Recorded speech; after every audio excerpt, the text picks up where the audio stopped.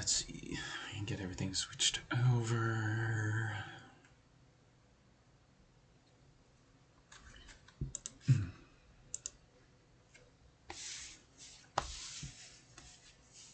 And we'll do the thing.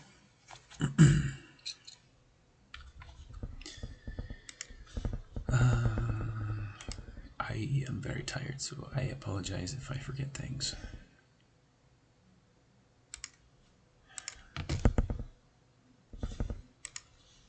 But I try so hard.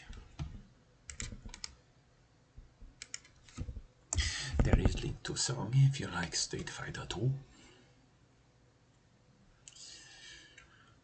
Some Ryu action.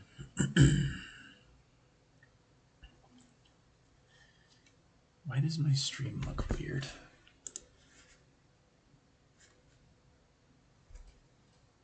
Oh, because I paused it, that's why. Duh. Because I had to refresh it, I forgot.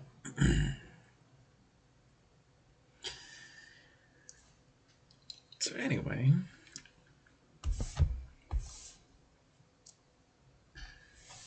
I have been talking about doing this stream for quite a while.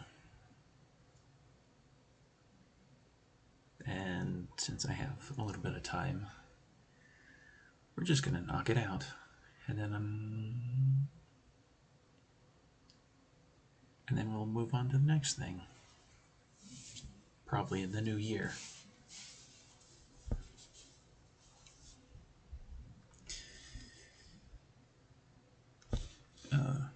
Would help if I actually went to the right screen.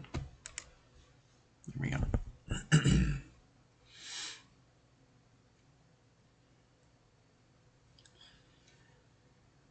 So essentially this stream is about one-shots and adventures and walking through them. I've done a little bit of prep work for this, but there's going to be a lot of this that just kind of happens as the conversation goes along.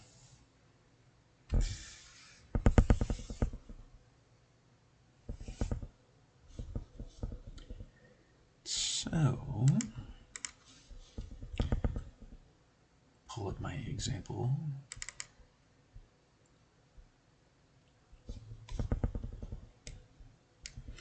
So essentially, oh, whoops, I have to get captured actually. I forgot I was gaming last time. I was doing Christmas game. I forgot. So essentially, I'm going to walk you through 2 different ways you can do one-shots.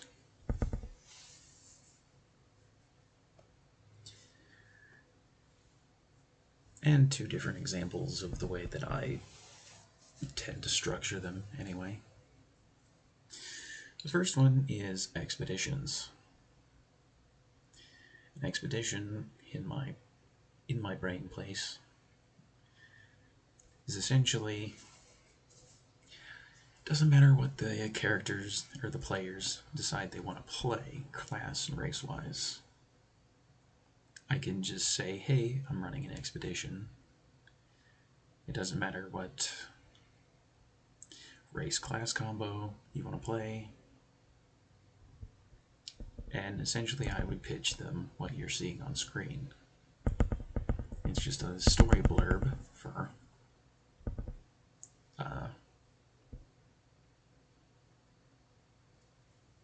what I have in mind. And then even down here is essentially the idea that the players are just getting hired on to do a thing. Very simple, very straightforward. And then if they want to engage in said story, they can. If they don't, that's fine too. This essentially gives players the freedom to bring in whatever they want.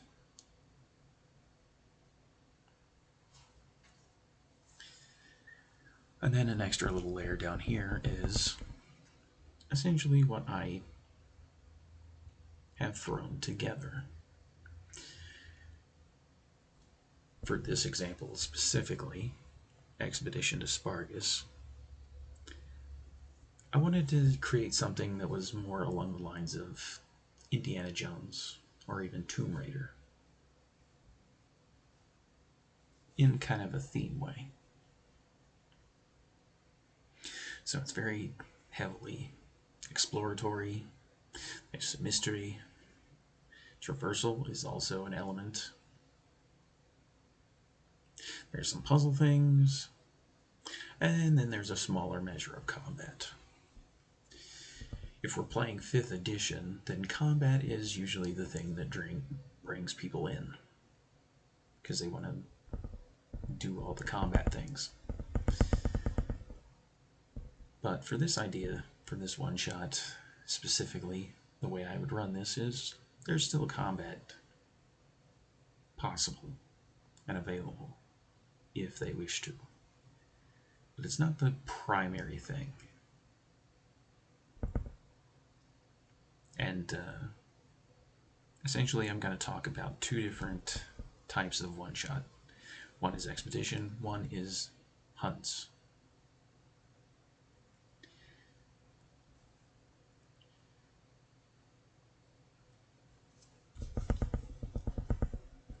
But as a DM, you're going to create your own.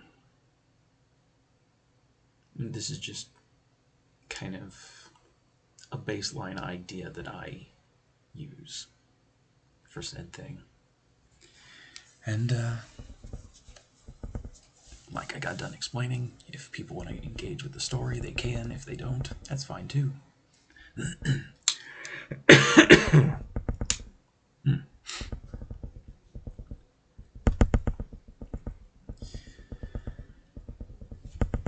But essentially,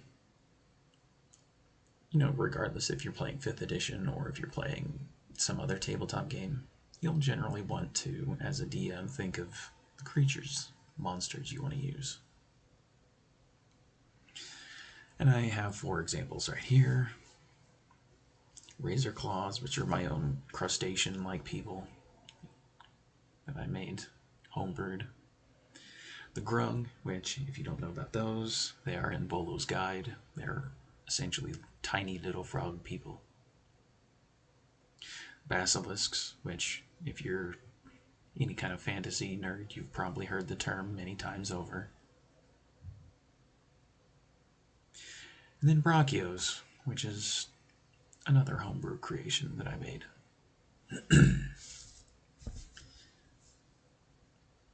And since this is kind of like a jungle-esque environment that I would throw my players into, I can also keep adding on to this list, but I just wanted 4 examples.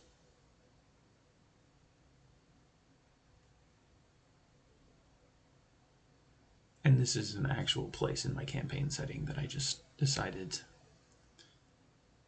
to create for this. Well, there's more to it in the actual campaign version of it, but... And you don't actually have to do that.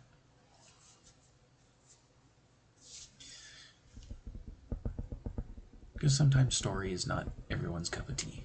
Sometimes they just want to beer and pretzels kill things. With dice, of course. But essentially, you think of your monsters, you think of your environment, you think about how you can challenge said players in different ways.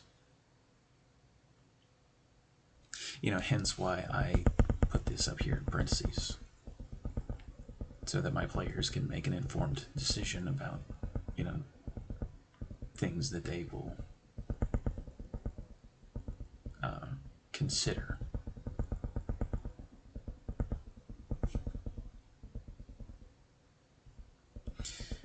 And like I said, environments, there's 4 of those. Essentially trying to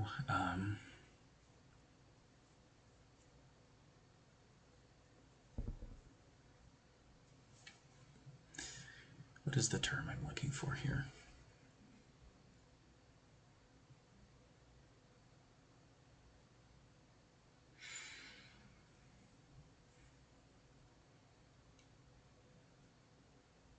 Yeah, my brain just does not want to come up with a word.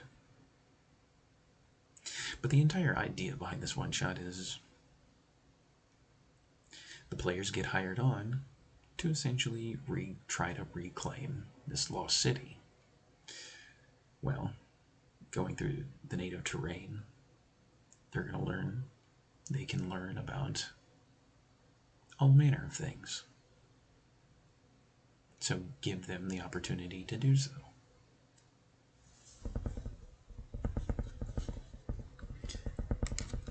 Why is that not? Anyway,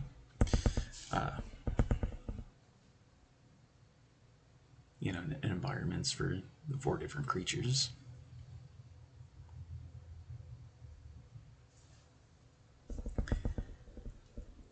And you don't have to stick with just 4, or even if you just want one specific creature. Like if you wanted to make a one-shot where you go into a kobold den, all you need is kobolds. It can be that simple. Kobold's still something that the players have to go get. There is your adventure hook. It's clear and present. But I'm always someone who delves into story. It's a gift and a curse. So I try to have little reasoning for different things.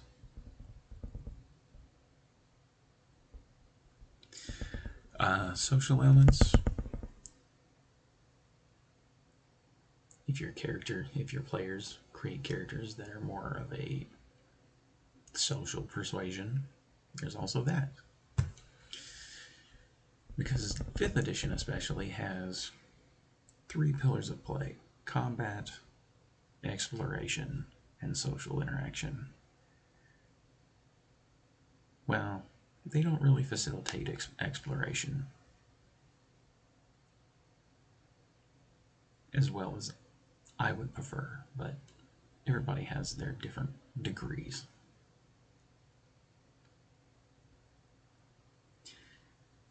And social engagement, I know there's a lot of people who you have to do the voice. You have to come up with a role-playing voice. And it's like, you don't need the voice either. I'm going to tell you that right now. Your player can basically just say, my character says this thing. And that's fine. It's completely fine to play a game that way. And if somebody forces you to try and do voices, throw something at them.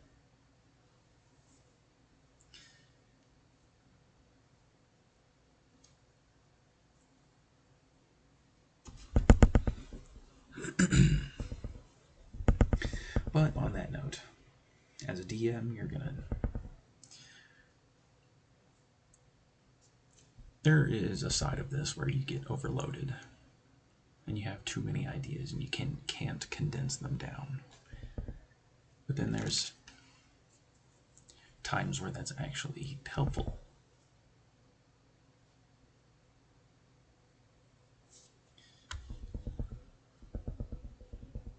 And essentially, I could have went the structure of 4 again with social engagements, but I don't know. I just wanted to make a simple example. And you'll notice that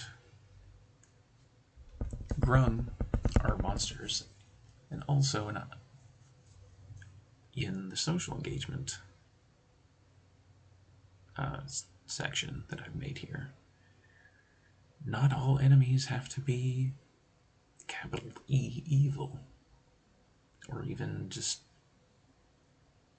aggressive in any real way. You can basically just have a native creature that is, depending on how your players engage with said thing. Because even you can read here, they're skittish, territorial. and skittish, but not outright violent unless provoked. So you can always do that with your creatures and monsters and such.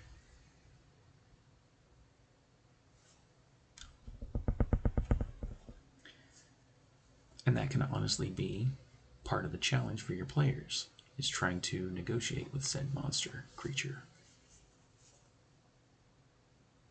if they choose to do so.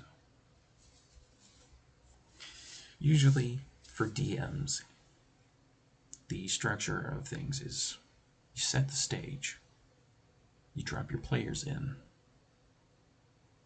and then you ask them, what do you do? What do you collectively do? And then they will debate back and forth about what they want to do, how they want to do it, etc. And there you go. You're already on your way to an adventure. Yeah, that is one of the most helpful things I can advise for a DM is set the stage and then put the ball in the player's court.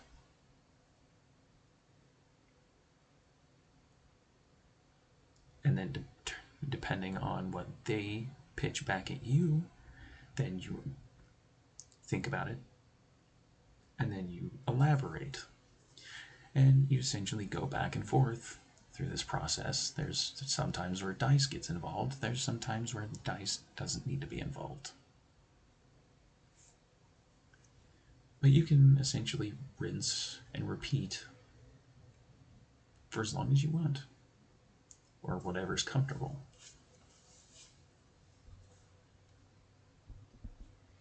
And essentially for this one shot, I hid essentially what is 4 different NPCs of the previous Surveyor's team,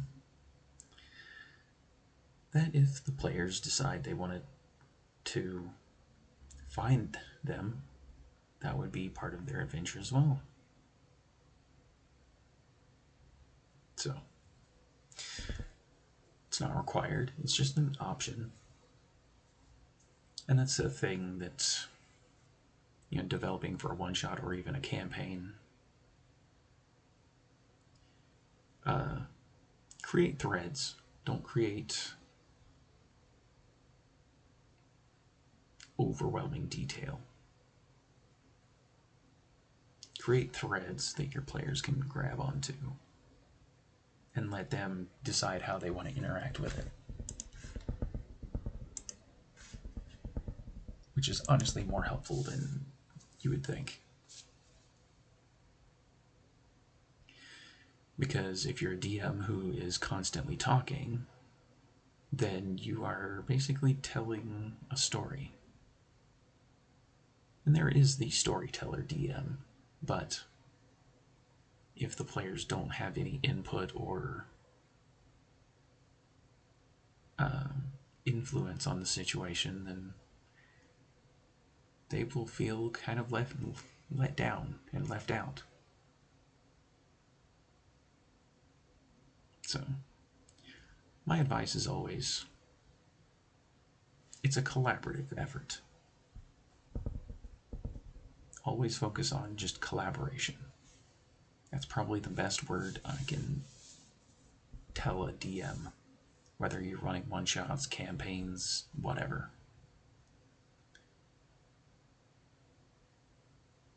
Collaboration is where you get the really enjoyable moments.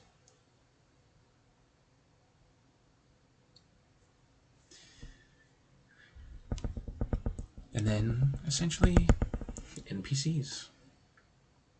Like I said at the beginning, essentially all you need, the way I would run this anyway, and my players actually want to engage in a story and exploration and etc., NPCs for them to interact with and ask questions.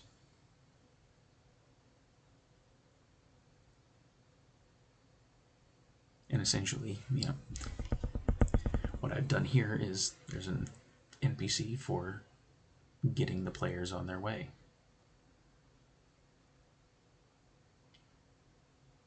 Essentially, this tabaxi hired the party to do a job.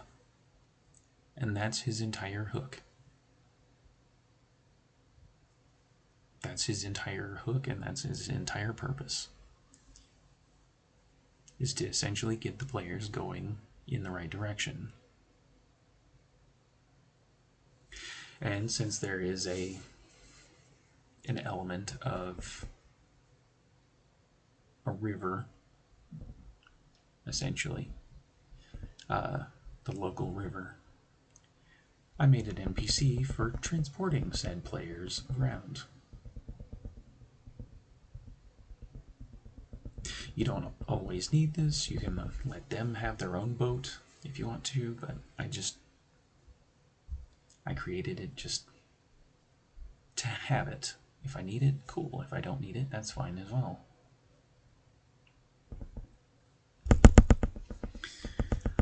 Essentially, again, like the monsters, you have to have essentially what is the leader of the monsters. For basilisks, I'm gonna go right.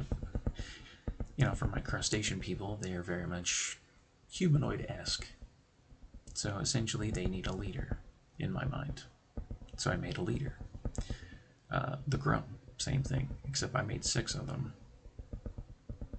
Because there's 6 different colors of grung, I wanted one of each color. Basilisks don't really need a leader. They are just a wild creature. Dangerous, but... And the thing about brachios is essentially they're like dinosaurs.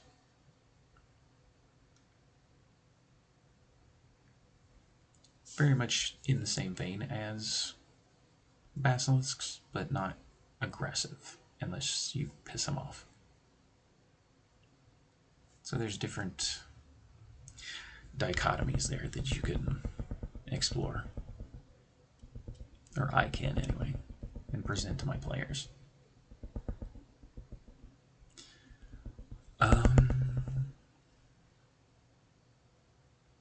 One other thing that is not in this list, but I probably should have made a note of, is a merchant. Which honestly I could take this to Baxi and make him a merchant as well. Or I could do just a hair extra work and create a merchant for the players to interact with.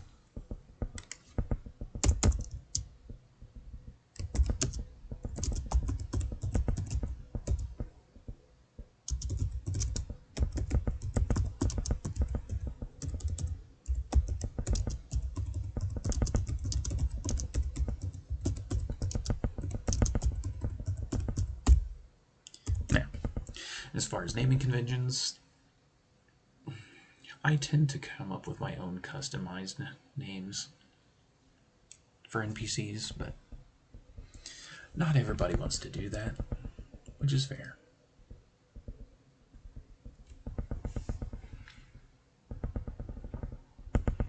Because I always like to think of, well, a race. Because it's fantasy games. You can always think of exotic races. And you know what?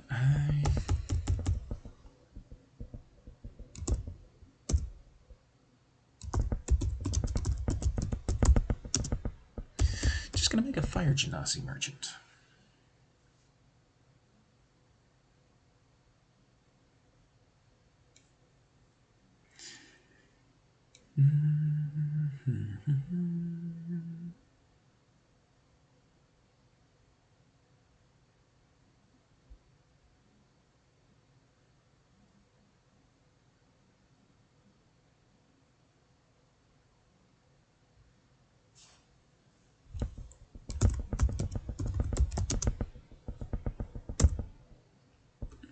Nah. And that's the thing about, if you want to actually make You know, NPCs, it takes a little extra thought, but it's not impossible to do.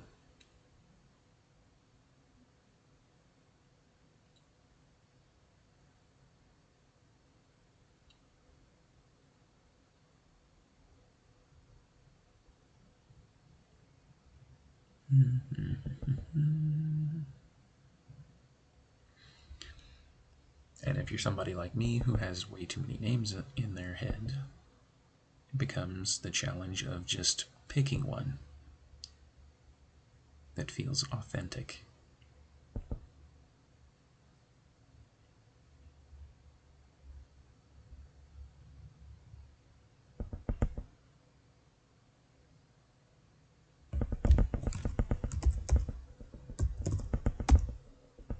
There we go.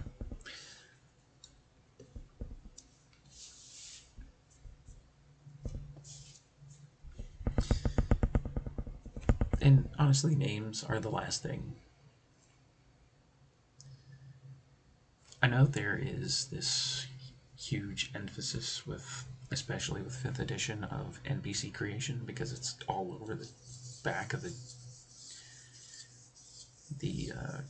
DM screen where they tell you, oh, here's all this information about NPC creation, and I don't find that to be the best use of the DM screen, in my opinion. There's some people where it works out perfectly for them, but and I'm basically this next section I'm going to talk about is the more so what I would want on the back of my DM screen, but you can do as you please. Yes, you are game. You are the DM. You can do as much or as little as you want.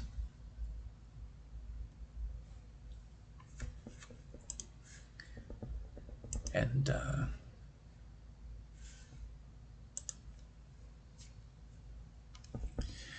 the things that I tend to focus on is stat blocks for all my creatures that I use. Welcome in, Solo. What's up? How's it going, sir? I saw you were doing the Diablos.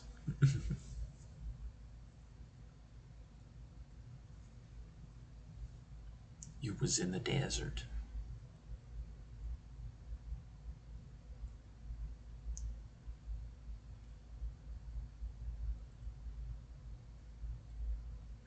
To the east, to Nautical Lane.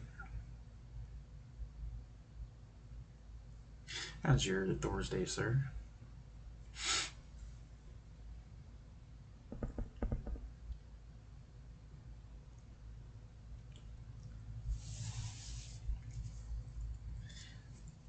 But whether it's essentially, even if you put it in your notes or even attach it to the back of your DM screen, stat blocks are helpful. Because then you don't have to go digging through a bunch of books for the things that you need. You can have it all prepped and ready to go. Yup, doing pretty decent. Finally got done with registering the car here. New IDs. Got some tacos. Oh, I'm jealous. Then came home to play Diablo. Hooray!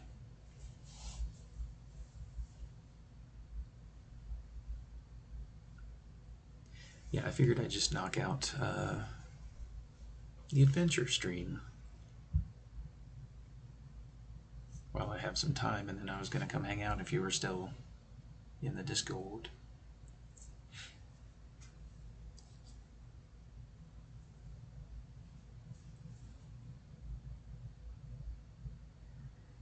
Did you see that thing where a DM was using a receipt printer with thermal paper to make small pieces of paper with all?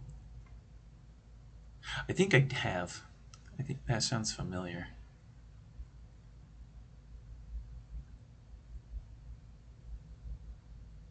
I think even Josh linked me to that as well.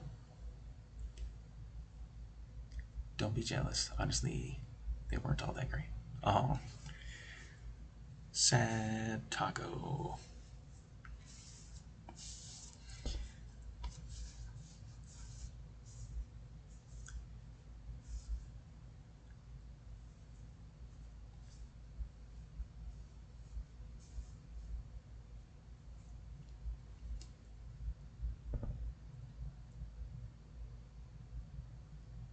Yeah, he posts quite a bit of random things, and sometimes I have a hard time keeping up with them.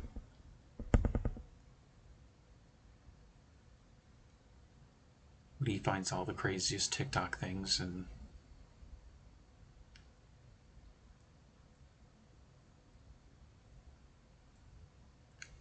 I'm currently not streaming in Discord because you're streaming. But if you want to hang out later, I can start it up again. Hooray!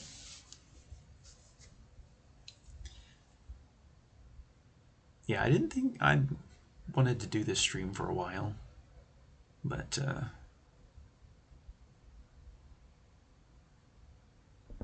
just didn't find the right timing for it, I guess. And I kind of want to knock this out before the next year starts.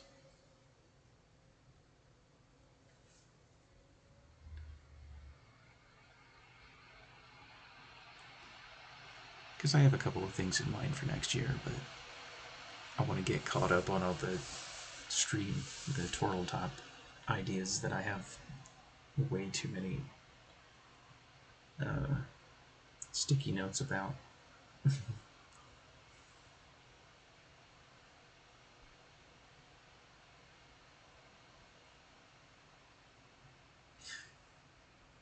But yeah, as far as like the DM screen for 5th edition especially, they spend a lot of time trying to tell you how to make NPCs. A little too much in my opinion. But the thing I tend to use is a list of all the ability / skill checks,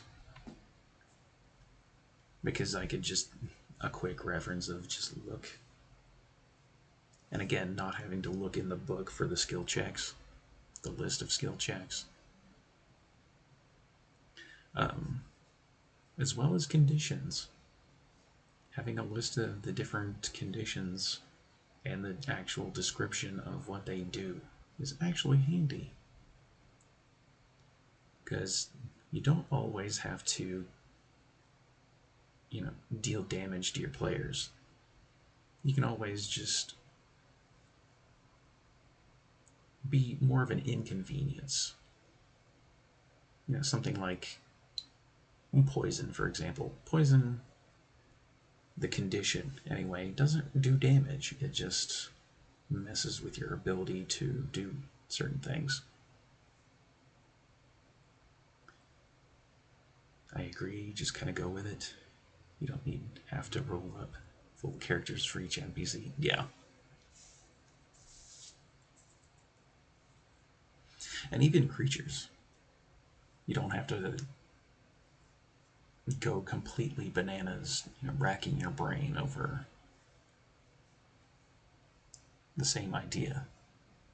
Anything you apply to an NPC, you can also apply to a monster, because they are something to interact with in the world. And for one shots, you get this almost like small bite size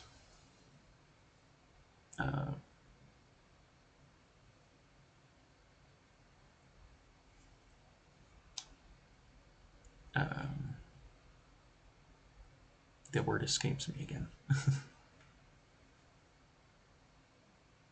You don't have to go completely bananas with NPCs or creatures.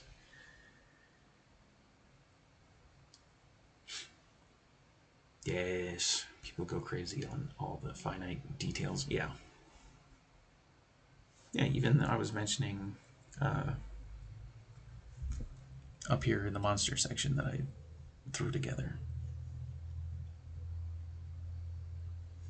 Essentially, razor claws are just crab people, and crustacean people. not hard to run.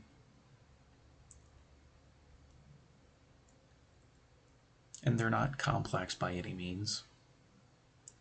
The grung, same thing. I think I was going to look that up. That's why I had the book under right here. I was going to look up the grung to see what the highest challenge rating of one actually is.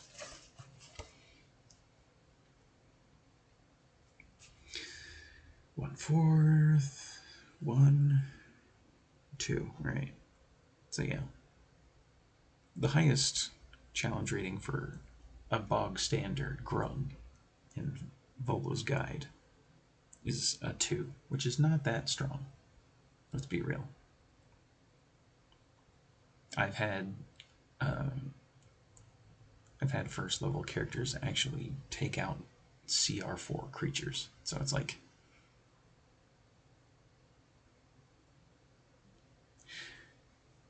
and even though I'm not a proponent of the challenge rating system, it's a good ballpark if you're not acquainted with, say D&D, for example, with 5e, and you don't know all the nuances behind a lot of the creatures.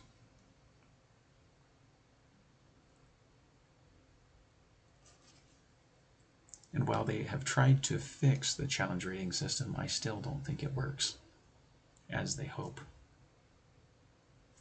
And even the online aggregators that, I forget what the website is called, but you can actually just, you can put in character or player information. The DM can put in information about the party, and then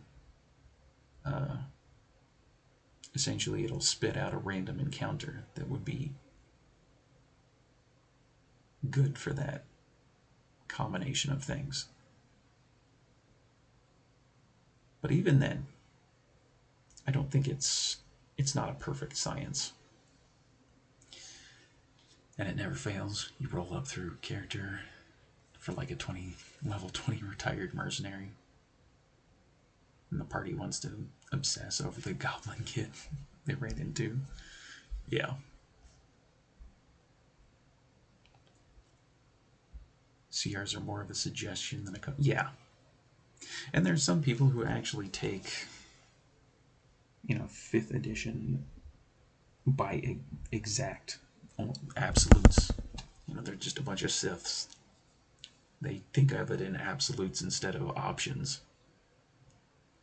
which is a hard habit to break with some people. Insert pirates.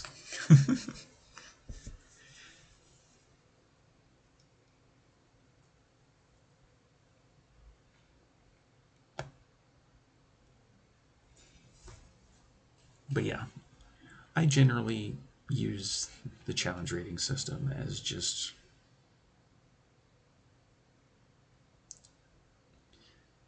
an example, or a suggestion even. Because like a couple of streams ago, I was talking about hags, and how they are not reflected well by the challenge rating system. A couple of them, anyway. And they are supposed to be one of the most deadly creatures in the monster manual. And yet, there's a couple of them that have such low CR ratings that it's like, why did you even put it in the book?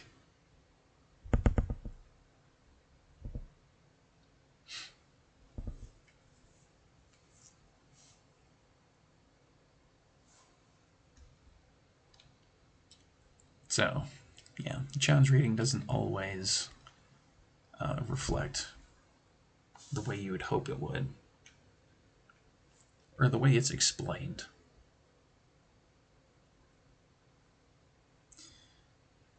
And the fun thing with D&D is it's a gaming system. Use it as a frame for your game. Yeah. You don't have to get bogged down by following the rules to the letter. Yeah, exactly. Because even with when I ran Origin sessions for a bunch of you guys, I did a lot of things that the game honestly just does not facilitate. You know, even just using things like con checks and intelligence checks.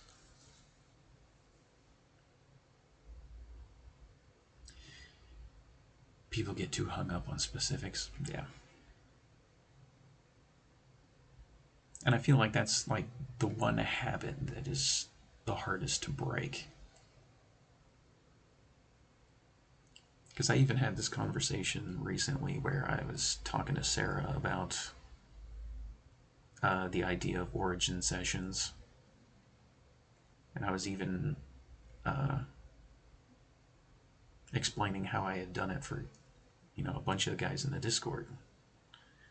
And her brain is so fixated on the idea of you have to have 2 or 3 people to play. You have to have at least 2 people, and you have to have a DM. And it was so hard to try and break her out of the thought loop of you don't need a specific number of people to play the game. Yeah, you need a DM, and yeah, you need a player. And the way that I've done Origin sessions is it's completely fine that I can run games for one person, or I can run games for multiple people at one time. The design itself, you know, the way that I present it, it just works for me and how I do it. I might be breaking some cardinal rule, but, you know, who cares? It's my game, not anybody else's.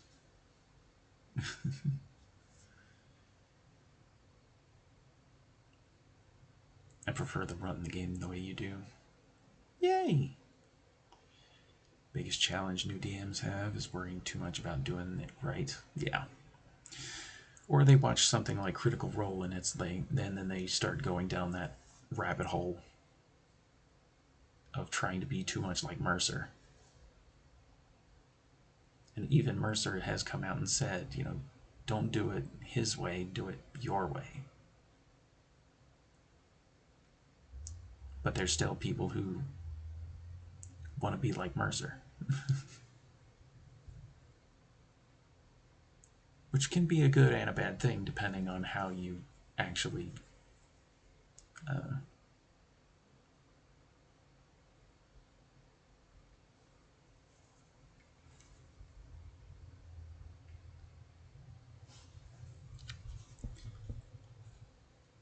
But yeah, as far as running the game, all you need is your notes, your stat block for your creatures, list of your abilities and skills that you can challenge your players with, conditions that you can challenge your players with. If you have a region map, it does tend to help if you're running games online because you can just share an image. And very much like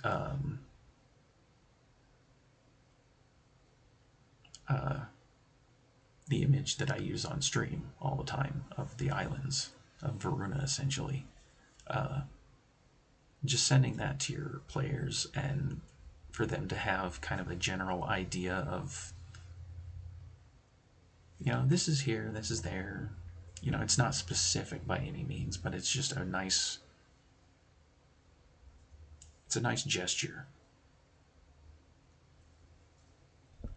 And then again, not all one-shots have or campaigns have to be story oriented.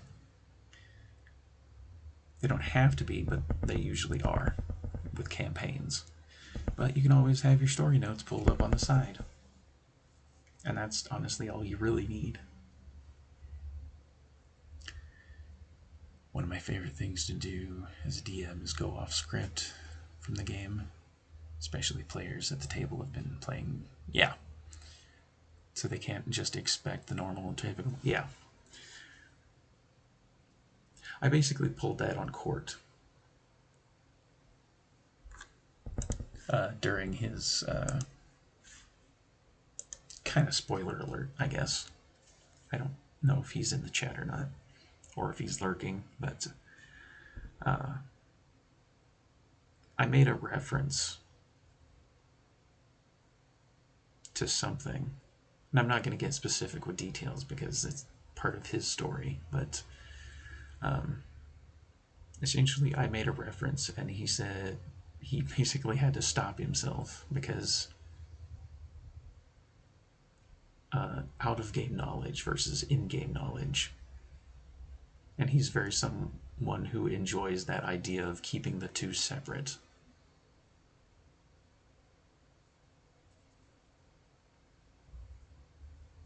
And that was such a fun moment to just kind of grin, have a shit-eating grin on my face, because, you know, even though he had an idea of what I was referencing to,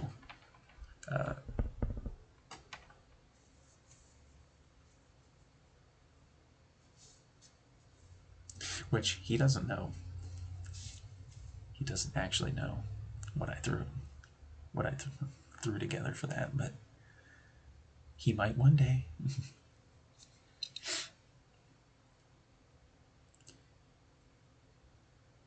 I saw a meme at one point that was something like math nerds were running D&D. Then the drama majors took over. Yeah. Which I like to combine the two, honestly. Because I try not to set up a situation where the dice have no bearing on it. And then I also try to set up situations where if there is a dramatic moment, I don't let the dice interfere with that moment. If I can integrate the two, hooray! But if not,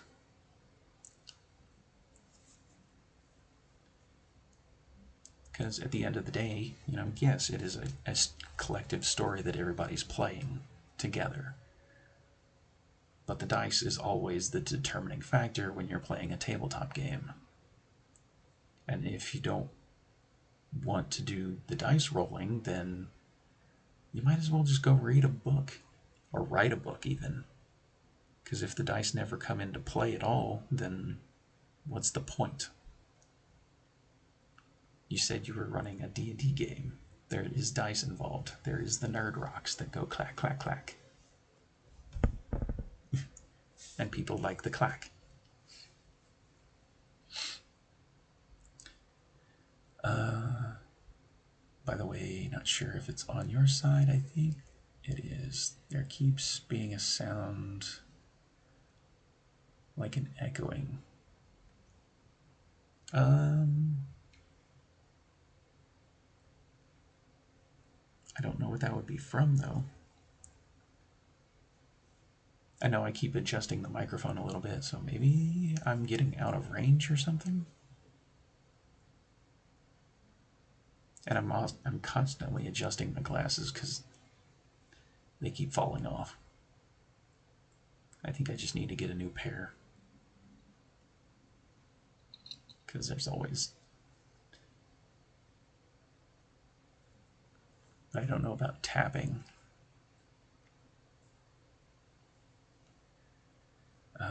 Sometimes fun when Sean is just doing something like a combat tournament. Yeah, and that's the second part of the stream. Because essentially what I've talked about so far is essentially... it's essentially the standard idea of a one-shot. And I don't know if you were here for it, but I was explaining the way I do expeditions is just there's a little splash of a story, something to rope the players in. And this whole section here, the Expedition to Spargus, is what I would send to my players. This whole section here, even the parentheses down here. and I would let them come back to me with, whatever character idea they had. And then that could start that conversation.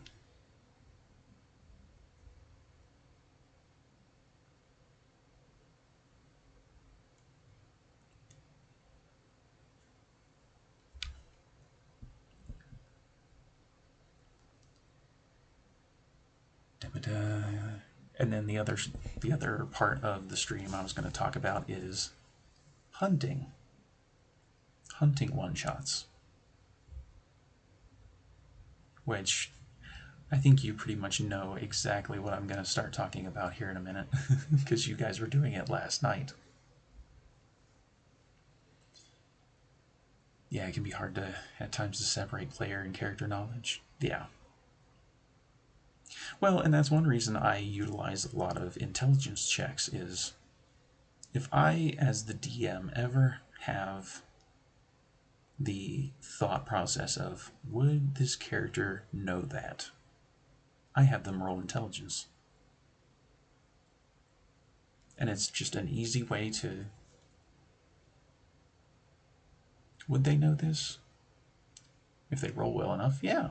If they don't, you might have heard of something similar, but not with any real specific detail.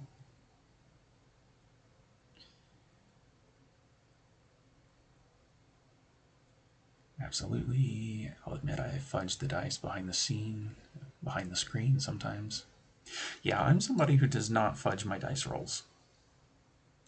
I know that is a thing that, there's a lot of DM psychology wrapped up in fudging dice rolls. I let the dice roll where they end up. If you get crit, you get crit. If it's a 1, it's a 1. That's honestly what's made some of the great memories just in the origin sessions really stick out to me, because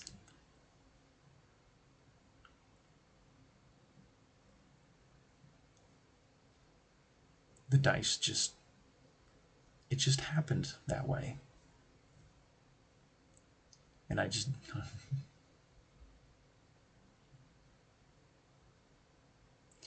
for the sound, if your mic is sitting on your desk, it might be rocking back and forth. Oh no, it's on my head. I used to have a mic that sat on the desk, but then I changed it out to the headset.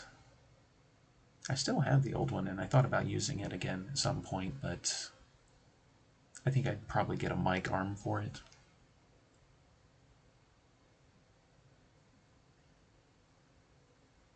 But that's kind of low on the priority list right now, so.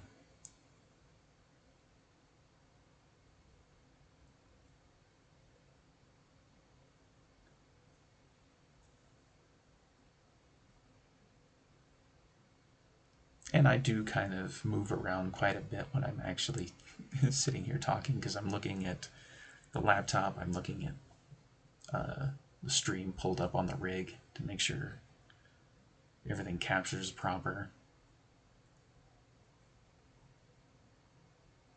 I also know that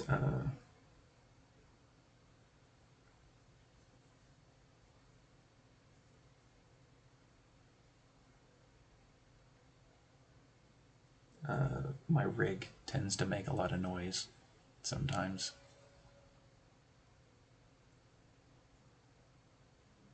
Which just means I need to clean the damn thing. But yeah, I'm usually moving around quite a bit when I actually. So that might be part of why the noise is happening.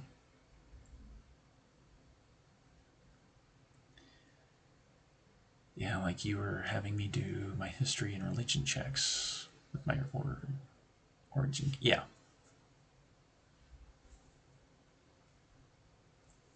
Very much. And even if, not being specific on certain checks, even if it's just like, if you were exerting yourself I might ask for strength, just straight strength, or constitution, or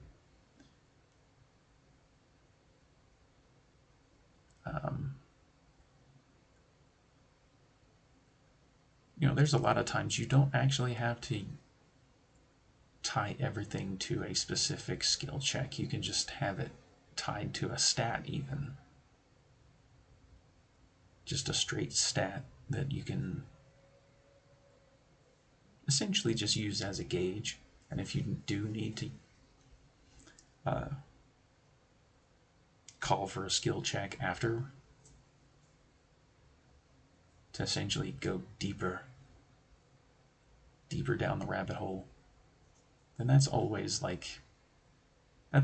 go-to, because I know there's a lot of situations that end up, and I try not to use advantage and disadvantage unless it's actually almost like it's earned. If I ask for an intelligence check and somebody bombs it, then that's going to reflect on the next check down the road. It always kind of balances itself out, and I don't think I've had a instance where it's become a problem.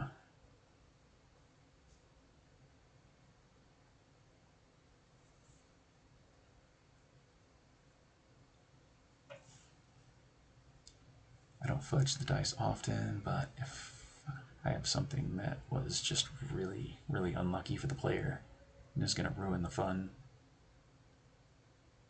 yeah. Well, and that's one thing. Especially as a DM, because there's a lot of creatures that are built to deal a lot of damage, but there's a lot of times where DMs will experiment with new creatures and they just won't realize how strong they actually are until it actually gets rolling. Until the rolling actually happens, and it's like, I did not mean for this to be so difficult. Which, on that point, I do have a list of custom monsters that I created for my campaign. And honestly, their CR honestly does not really apply, because I've monkeyed around with them so much. I have no idea if they're broken or not. So if my players ever ran into said creatures, that would be the one point where it's like, I would consider just the checks and balances of the encounter, because that's the curse, the gift and the curse of homebrewed monsters, is that you can make them too strong without realizing.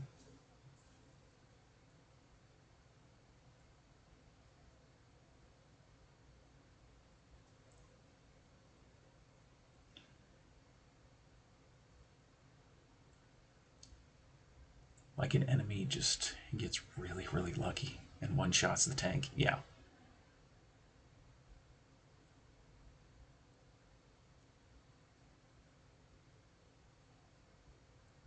Yeah, it's very much like if the players can't roll over a 7, like 3 times in a row, it's like, okay, they're not going to have a good time with this.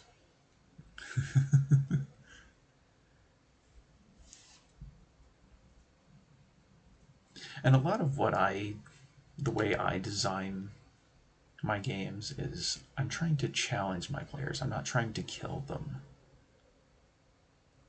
So as soon as they kind of hit the ground, they still have chances to get back up. The creature is not going to go in for,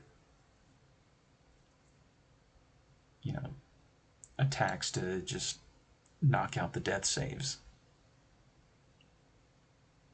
Or even just make the death saves harder.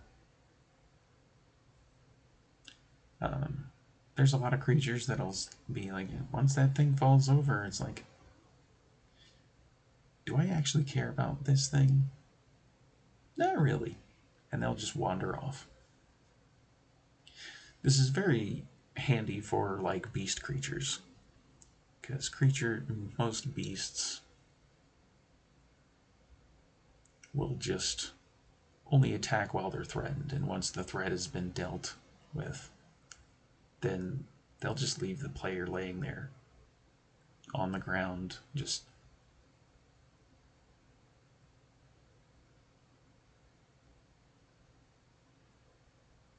but then there's more predatory creatures like wolves that'll go in for that. Just for a random example, a wolf would basically go in for the kill. But something like the way I run owlbears, for example, unless you piss off an owlbear, they don't care. They'll knock you unconscious and then they'll just go walk off.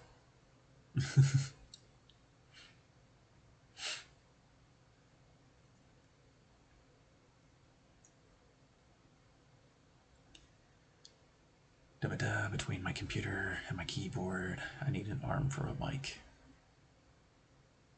before I use the one that Comrade gave me. Hooray! Yeah, and the one thing I have reservations against for getting a mic arm and, you know, a really good microphone,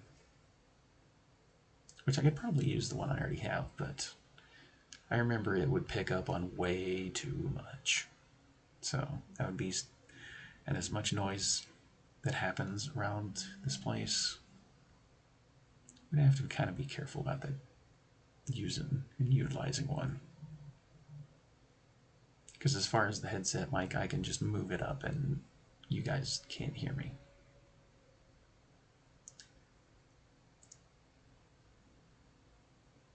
I think I actually have a headset that is similar to Duck's old headset.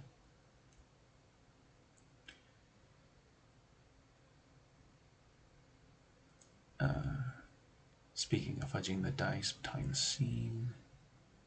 screen, I can read. One of my favorite things to do is randomly roll dice.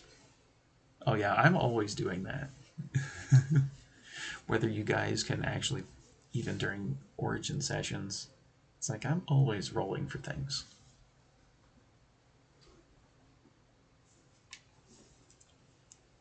And if you manage to actually hear me actually dice rolling, it makes the person think, what the hell is he rolling for? You don't know. At least until I run the campaign. And then there'll be a stream where I divulge all the things that I've kept stowed away for so long.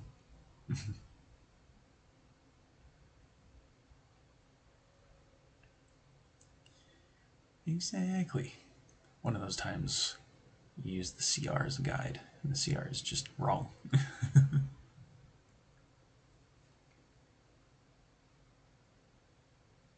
And I guess since we're talking about challenge rating pretty heavily, you can notice in all of my stuff here about the monsters I picked, there is no actual CR determinations here. I just found a creature that is flavorful for what I want to do, and I decided to use them.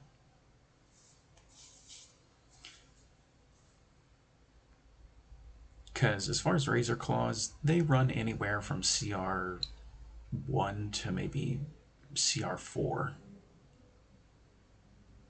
for the normal ones. I think there's only one instance where a Razor Claw would have more than a CR 4, and that's an airplane. Nope, that's a helicopter.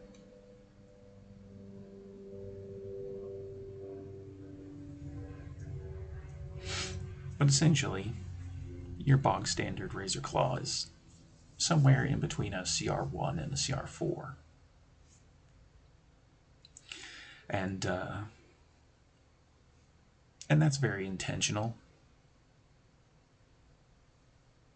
because that just means I can throw multiples at a party and still be fine.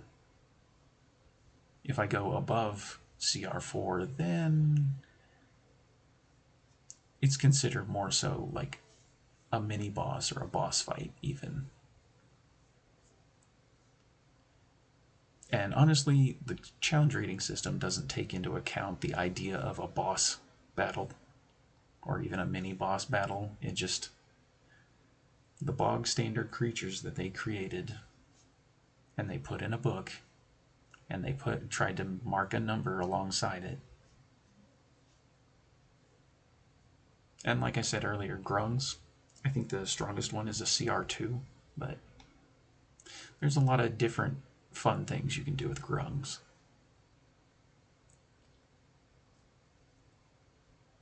Basilisks, generally they're CR3 in the book, but honestly you can make them stronger, you can make them weaker.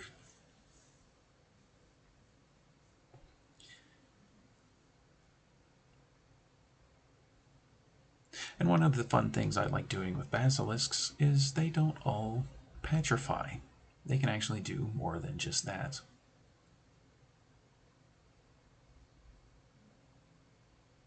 Yeah, there's a lot of time. There's a couple of them that can paralyze. There's a couple different types that can poison a lot easier. You know, very much when I was mentioning conditions earlier, you can change things around mechanically.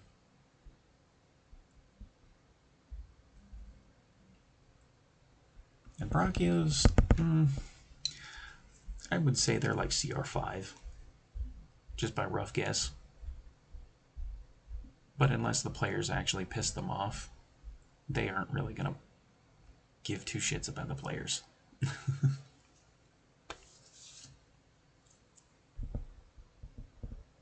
The way I would run them anyway.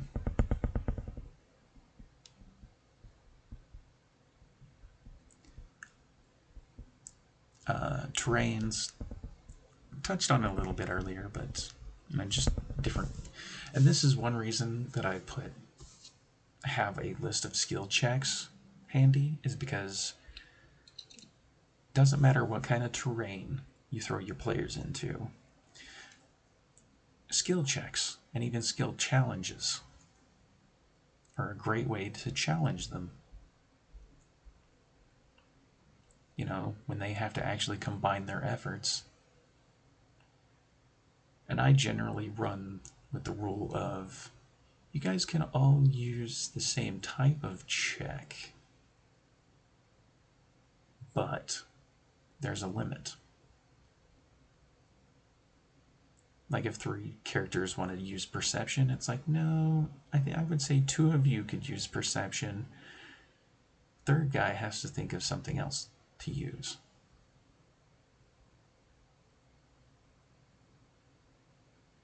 And I know the rules of 5th editions basically say multiple characters can't do even just the 2 of them making the same check.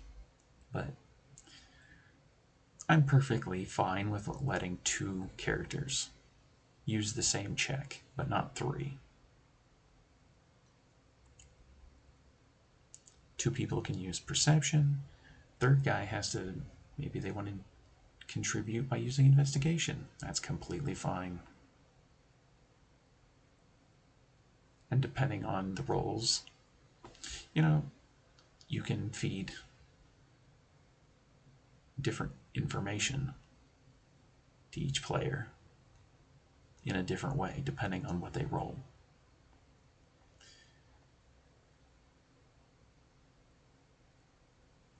Or if you're like Conrad and take the observant feat, there's a lot of times I don't even bother asking him for a roll, because he would just be able to pick up on the subtleties of any little thing. So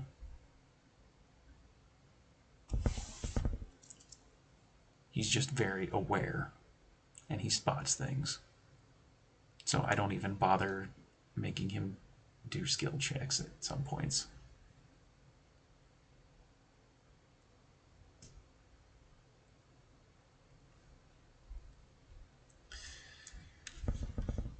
And I think that's pretty much it for terrains. Social engagements. I think I pretty much nailed it earlier with everything I had to say about it.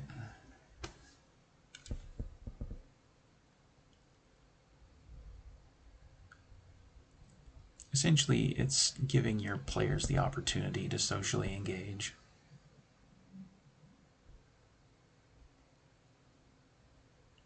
And there's different varying levels of how you can go about this.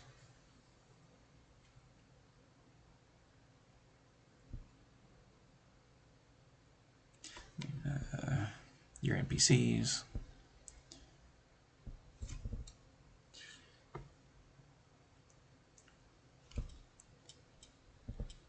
And yeah, stat block, your checks, conditions, a map. A map is always helpful, and honestly, you can go anywhere on the internet and find fantasy maps. I know for homebrew content, it's a little harder to find unmarked maps that you can use, but not impossible.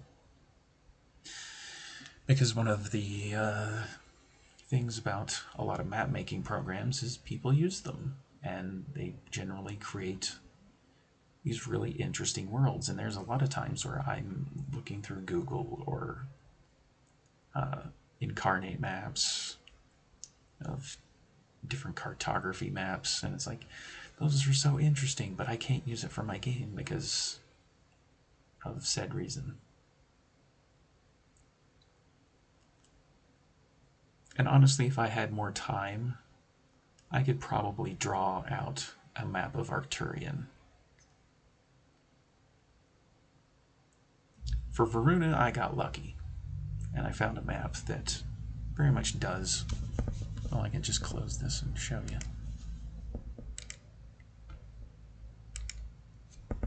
Yeah, I got very lucky, and I found a map online that does exactly what I envision. And it's a throwback to a game that I really, really love. So,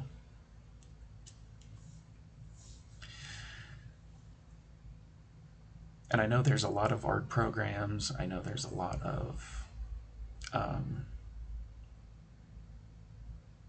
and this is just for my Varuna map. Like I said, I have not found anything that would work for Arcturian. I have not found anything that would work for Urai. I haven't found anything that would work for Kenshir. I did find one for my new northern continent, the Fedreland. But I'll talk more about that probably in the next year.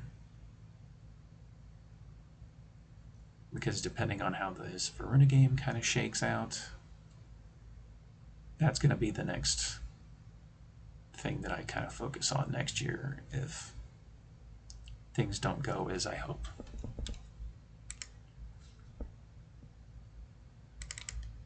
And then people can make new characters in a Viking setting. Viking-oriented setting. Anyway, personally, making maps is just one of my favorite parts. Yeah. And honestly, I envision an awful lot, but my hands just cannot draw the thing that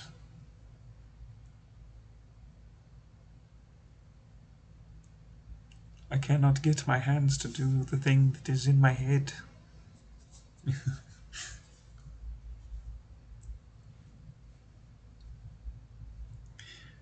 So yeah, if you can find a map online. And the thing about doing that, though, if you're using it for, your own home games, completely fine. But if you decide to use maps in online games, whether you're streaming or whatnot, just do the small gesture of shouting out the artist, if you can find their name. Always shout out your artists that you find and the things they do.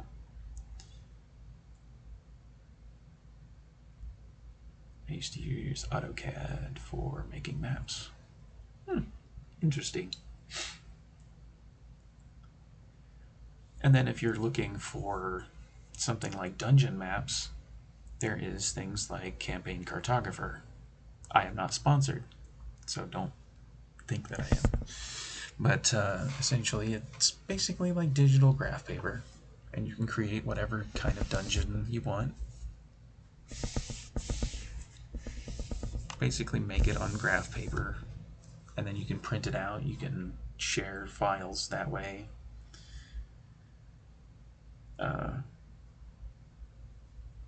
There was one game that I used Campaign Cartographer for back in the day.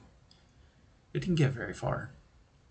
It got 2 sessions in and then it exploded because the people I was playing with, but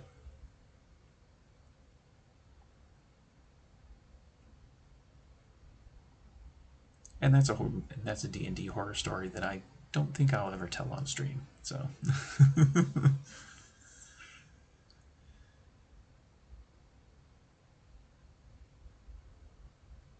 that game kind of destroyed itself before it got going, so I don't even consider it a game that I ran.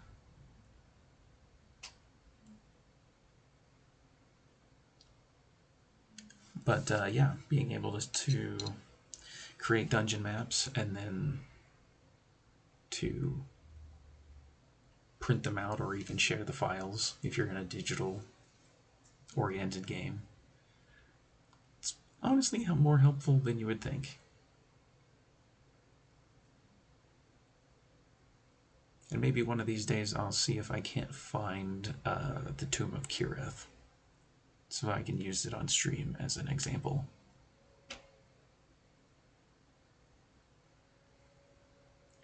Which essentially, it was just a knight's tomb, an ancient knight's tomb. And the entire idea behind the adventure was just this tomb had gotten unearthed in a rock slide, and the players got... And there's a lot of goblinoids running around. They're trying to figure out what's in it. The town nearby essentially is trying to figure out what was in it, because they have no idea. It's almost like this big mystery that I had built up, and then the Tomb of Kirith. In actuality, it was just a knight's tomb. Very tight corridors. It wasn't... I think it was like 2 floors. It was a 2-floor dungeon. Super simple. Super easy to run. A bunch of goblinoids running around in different parts of it.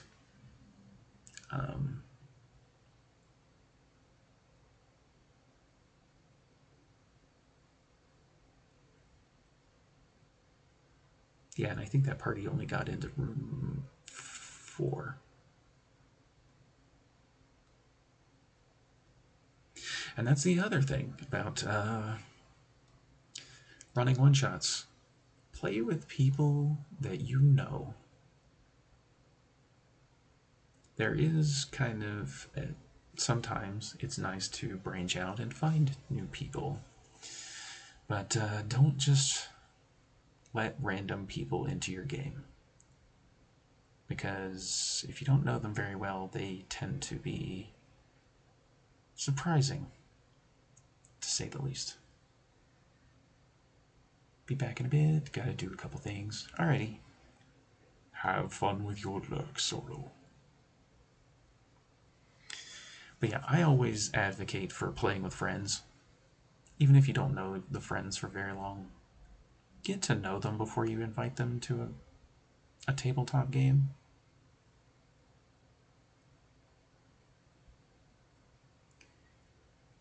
I know there's a lot of games online that end up with having like randomized people, but it's like, I've never been that kind of DM or a player even.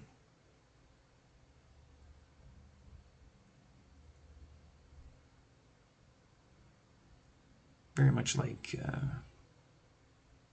just relationships in general. Get to know people.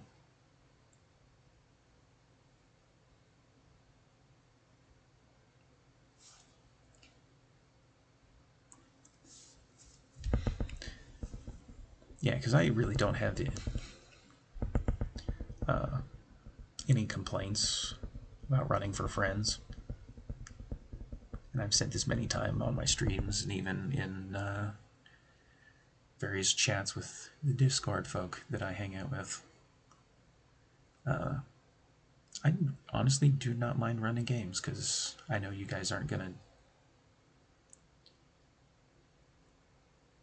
scream bloody murder and want to kill each other. And just cause turmoil for the sake of turmoil.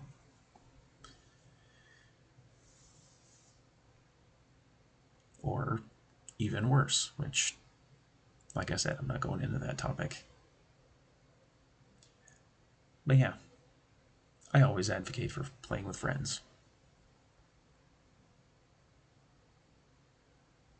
And even if you bring somebody new into a group,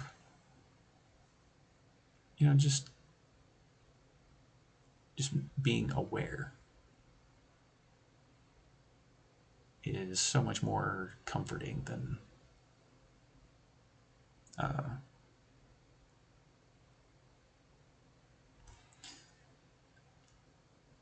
yeah, I don't know what else to say about that without being specific.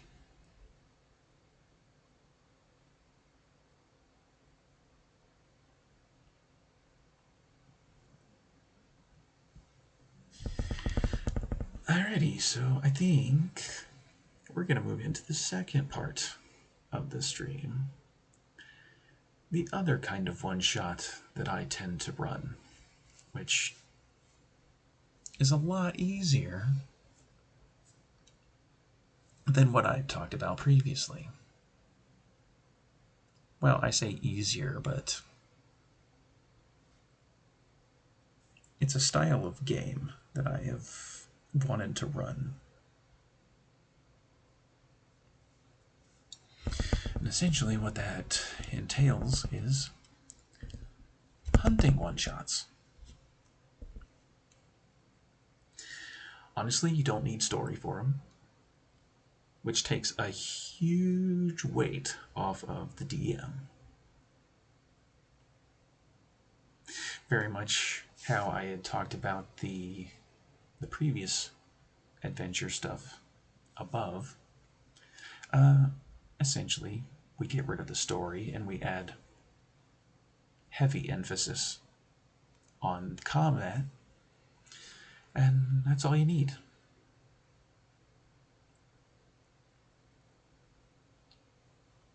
And even if you need some kind of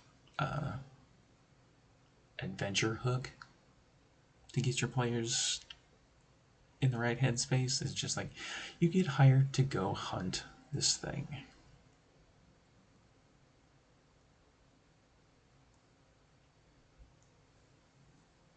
And it's that easy. You get hired, you go find the thing, you have to find the thing, then you have to kill the thing, and then you have to come back and get your reward. If you haven't figured it out yet, very much akin to Monster Hunter. I've had this idea for a long time, even before I even knew Monster Hunter was a thing, but essentially watching everybody playing Monster Hunter recently has very much made me think about a number of notorious monster hunting one-shots where I could grab like 3 or 4 people, maybe even 5 depending on the creature that I pick, and you could just have them essentially hunt the creature. If you really wanted to, you could just start the entire adventure in the combat if you wanted to. You know, there's no foreplay, it's just straight into it. Which some people are into, some people not so much. But if you needed a motivation, just have an NPC. Just hire the party.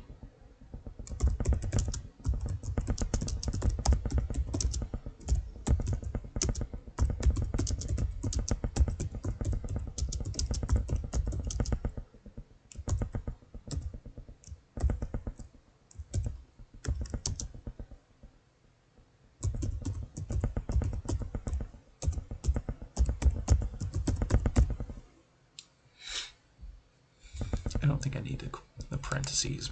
I'm just going to say X creature.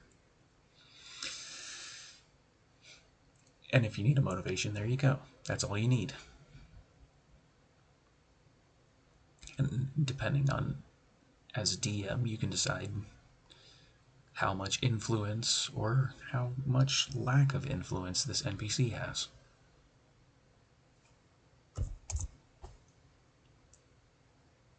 There's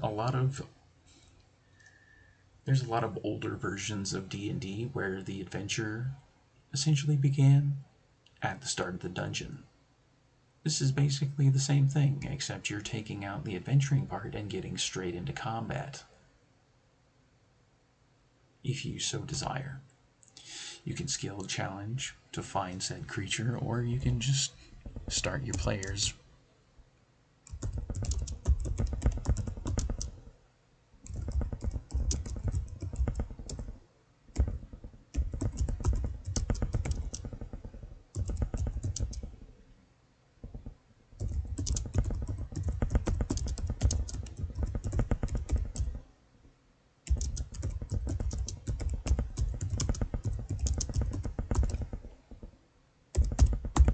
There you go.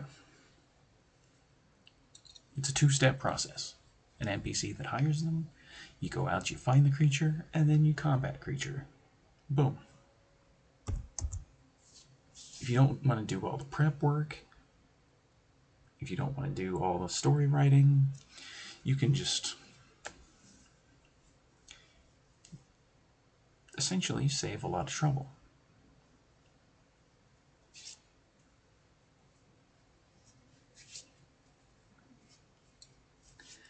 And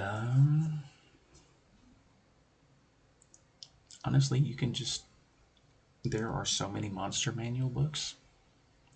You can just pick a creature, or even multiples of creatures, or even multiple combinations of creatures, and just throw them together. And you basically have a almost nigh endless supply of content.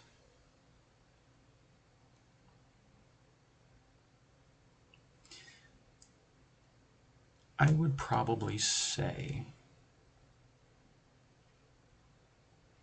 the way I would run a game like this is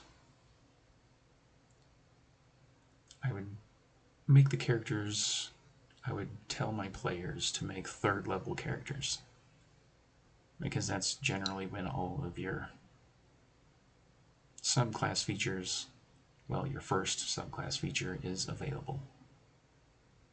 And that's generally where most games start anyway, because of that reason. Doesn't always have to be. You could just give your players the stats for commoners, which is just a 10s across their stat board. And they have no bonuses, they have no hindrances. They can,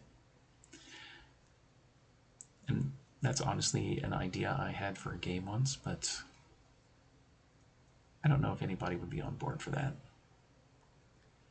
And then essentially you just build into whatever class or combination that you want. And if you even thought about the idea of just getting rid of the leveling system in general for a 5th edition game like this, and just say, first level, here's your stats, here's your abilities, you get one subclass ability, just go. Go out and do things. But the one thing about first level characters is they don't have a lot of hit points.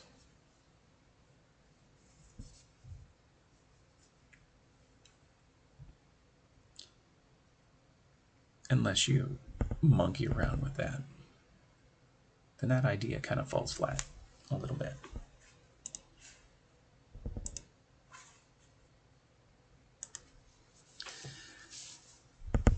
But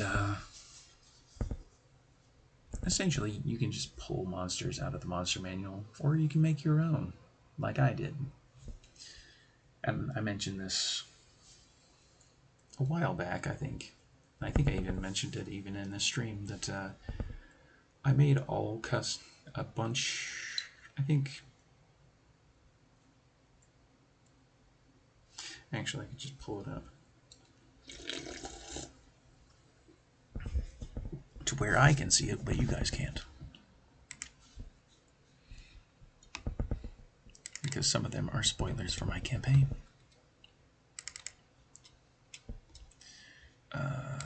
Permanent folder, custom monsters. How many are there? I think there's 14 of them, but 2, 3, 4, 5, 6, 7, 8, 9, 10, 11, 12, 13. Nope, just 13. Anyway. Oh, wait, yeah, I got rid of one. Yep. I remember. Sherlock is not on that list.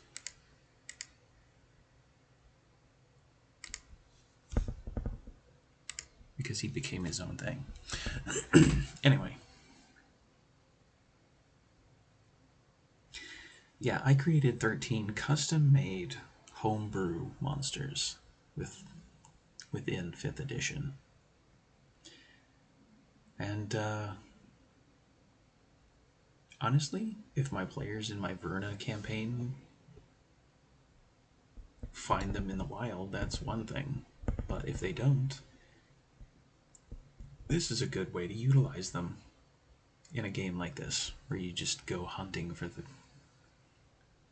said creature. And that was even a video game idea I had many years ago. The Shattered Realm. Or, what is it called?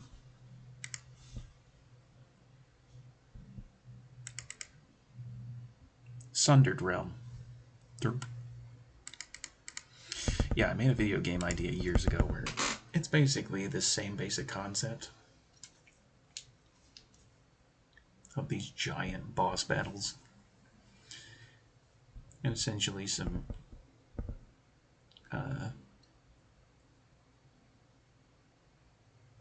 very much kind of like what became something like Dauntless or even Monster Hunter. My idea isn't as fleshed out as those two games are, but I had some creations back in the day. And some of them even made it into my D&D world because of reasons that I can't talk about. But yeah.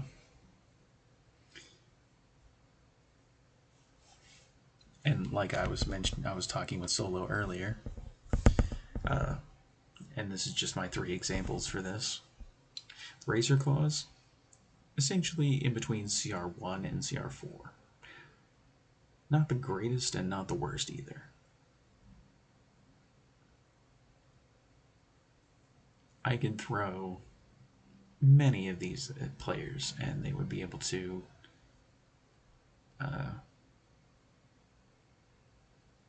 and for lack of an actual stat block, I just kind of put that in parentheses there as a reminder. And in a previous stream, we did talk about monster creation. So, and this is going to go up on YouTube, so this is going to be an extension of that stream, basically. Grown, very low CR, but high utility. You can use a bunch of these in larger numbers.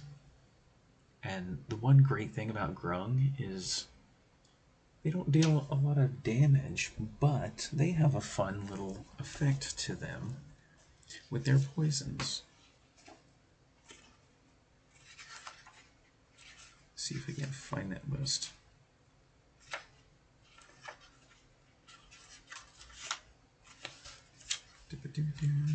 There we go. Yeah, there's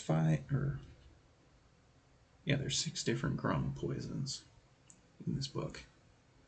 None of them are damaging. They are kind of more so quirky, for lack of a better term. They're just quirky little poisons that essentially disorient the players if they try to attack Grung.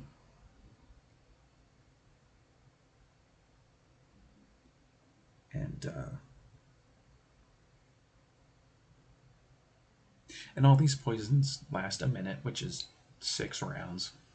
Or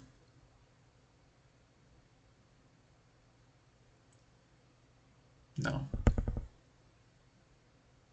It'd be 12 rounds. Or every round is 6 seconds.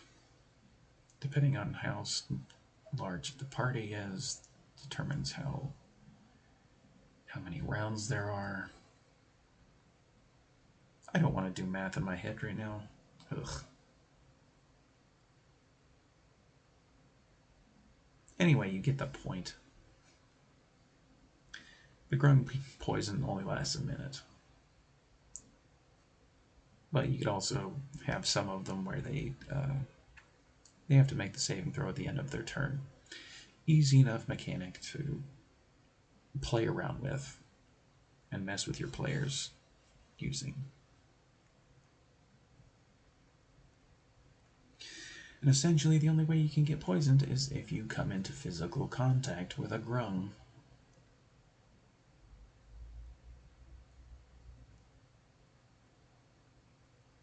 So ranged characters, probably never going to have to worry about it.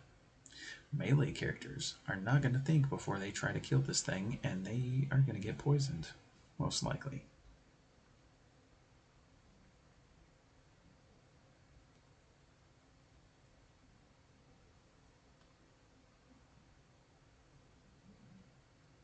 So there's a lot of shenanigans, as they say in the business, that you can pull on your players with Grung, which are essentially these little frog folk people.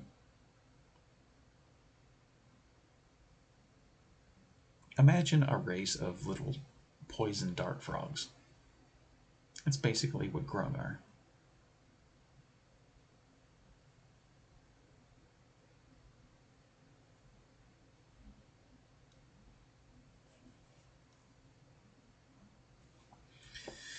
And then the other creature that I have marked here is the basilisk, which, depending on what kind of basilisk that you use, you might only be able to use one of them on a party.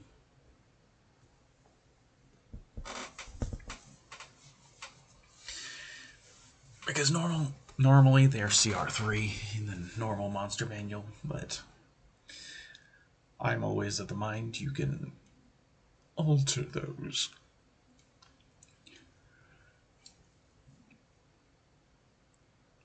just a base level basilisk versus, say, 3 players. That's going to be a tough fight for them, I would think.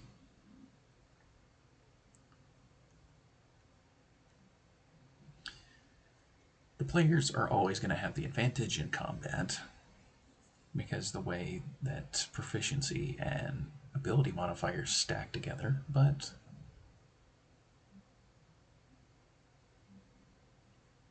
and even if you have to do some extra monkeying around with the basilisk, because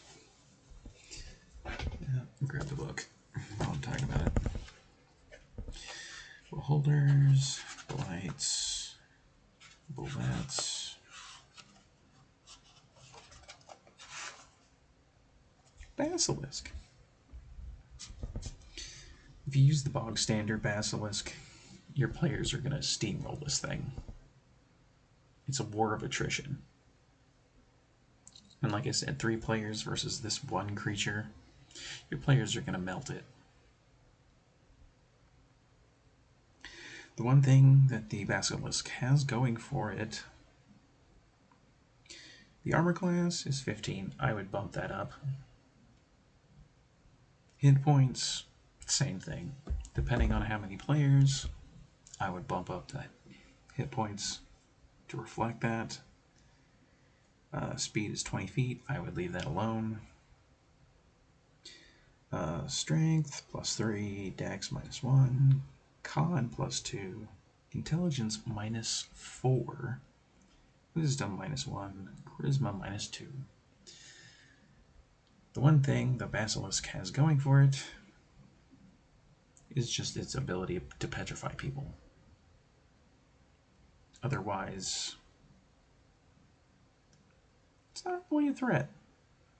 The one thing I would do, monkeying around with just the base level basilisk, is I would make that intelligence and that wisdom a 10. So it would be a +0, essentially. Because having 4 of the stats that are in the penalty area, this creature is going to get destroyed way too easily. But if we make intelligence and wisdom baseline a 10, so they don't get a benefit or a hindrance in their stat checks, essentially, it gives it a better chance to survive. And you might get an extra round out of it.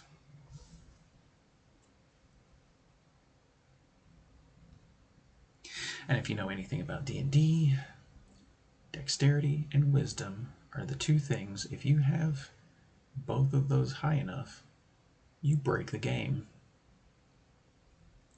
Because 90% of the spells either hinge off of dexterity saving throws or wisdom saving throws. And 90% of monsters in this book have detriments to both of those 2 stats.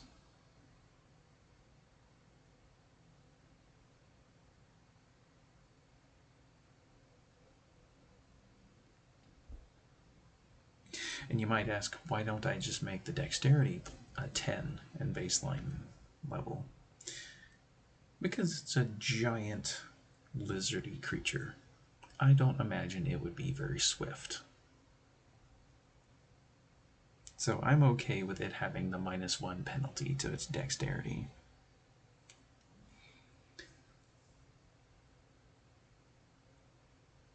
But intelligence and wisdom, I would bump those up. Or maybe even charisma.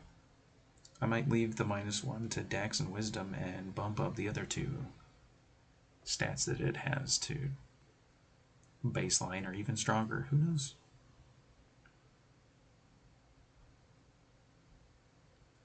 And the way I would run Petrifying Gaze is very much how it works for the Medusa. Once you're hit with Petrifying Gaze, you have to succeed on 3 saving throws for 3 failures, or else you become a statue. That's not how they write it in the book, but that's the way that I run petrification in my games.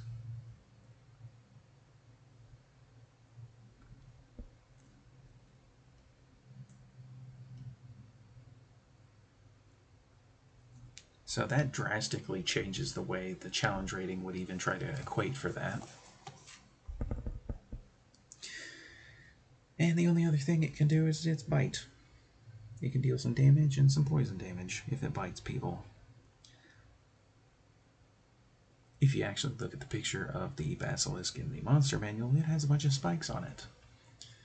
I would just give it an ability where it could fire those spikes as ranged projectiles to get a little more mileage out of this creature.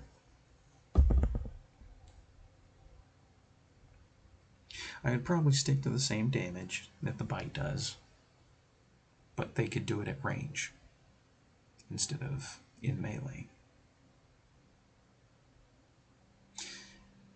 And since this picture has a giant old tail, why not give him a tail swipe? You can knock people down, knock people prone, knock people away even.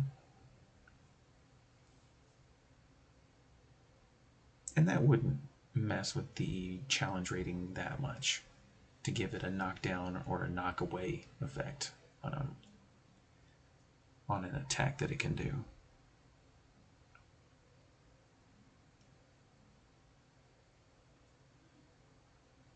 Or even if you give this basilisk a burrowing speed. Basically hits somebody with petrifying gaze and then he digs into the ground and waits for the effect to take hold. Creatures, and especially, and there's even a thing, I'm not going to read this word for word, but there's actually a story blip in the book that says adaptable predators. Essentially, the way I would run this basilisk is it is smart enough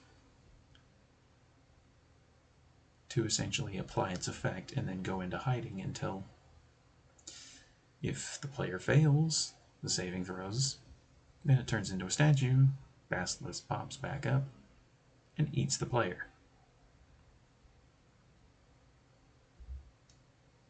Or, if the player actually makes the saving throws, then the basilisk pops back up out of the ground and tries it again.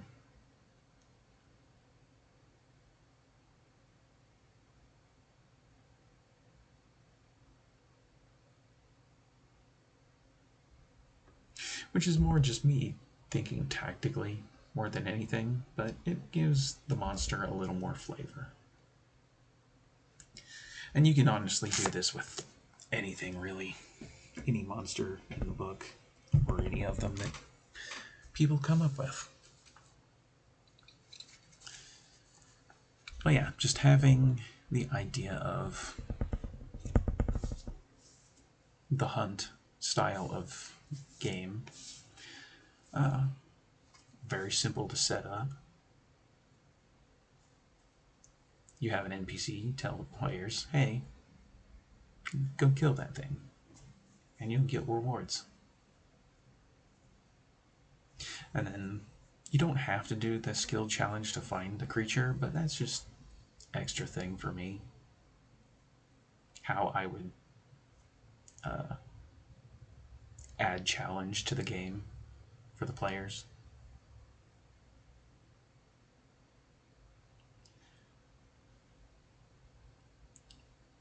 And very much like everything I talk about, it's always an option. It's never the you have to do this. It's just an option that you have available to you.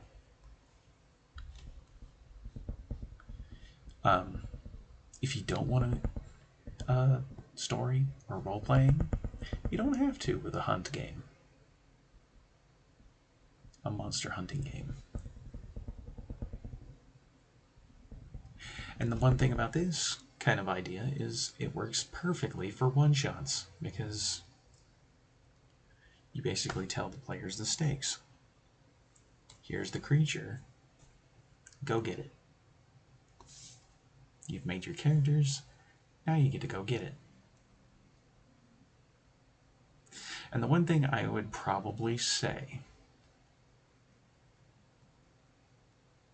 just as a point of order for this hunting style of gameplay, Rangers are going to have the advantage because they get abilities that allow them to manipulate favored enemy, favored terrain, etc. So the the Ranger is actually going to be a pretty key asset into a game like this. The one thing I would probably do is I would not tell a Ranger player what kind of creature they are hunting. Just to build. Because if they build into, I'm exactly what it takes to kill this thing. I don't know. That's kind of a DM decision that you would have to make. But for me, I would not tell them the exact type of the creature until they actually got into the game.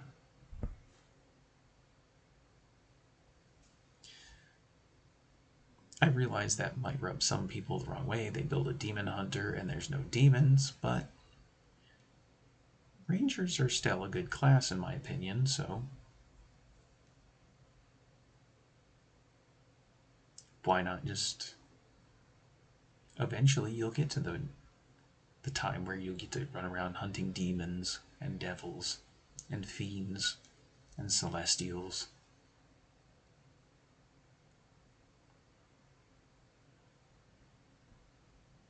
But yeah, that's something I wouldn't make obvious unless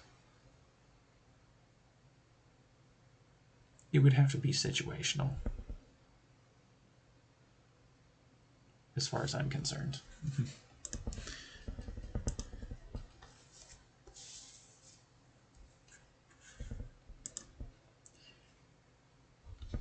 And it adds to that element of surprise.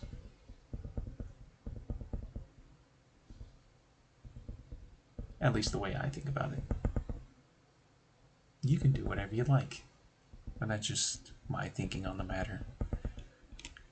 And again, running a hunt game, all you need is the stat block for your creatures, a list of all the ability and skill checks, a list of all the condition effects, and a battle map, which is a lot easier to find than a continent map for a campaign, or even a region map. Because battle maps are very much straight to the point. There's a battle that is happening on this map. And it's just that simple. The one thing I am going to bring up is the idea. I think this is probably my last point on all of this. So we'll start. We'll get through this, and then if there's questions or whatnot. The one thing I would say to, and this is strictly from the DM side.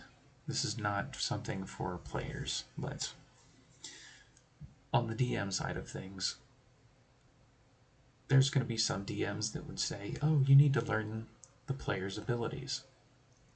I say don't do that. And I'm going to tell you why.